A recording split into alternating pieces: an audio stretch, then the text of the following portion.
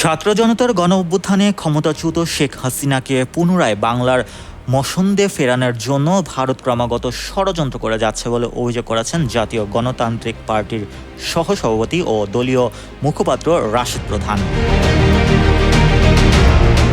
জুলাই গণ অভ্যুত্থান স্মরণে আগামীর বাংলাদেশ গড়ার লক্ষ্যে জাগপার মাসব্যাপী কর্মসূচির ১৩তম দিন রোববার দিনাজপুরের বাহাদুর বাজার লিলি মোড়ে গণসংযোগ, লিফলেট বিতরণ ও বিক্ষোভ মিছিল শেষে পথসভায় সংক্ষিপ্ত বক্তব্যে তিনি এই অভিযোগ করেন। রাশেদ প্রধান বলেন, ফ্যাসিস্ট হাসিনা তার আমলে রাজনীতি, সরকারি বেসরকারি প্রশাসন তথা দেশের গুরুত্বপূর্ণ সব জায়গায় ভারতীয় লোকজনের উপস্থিতি নিশ্চিত করেছিল।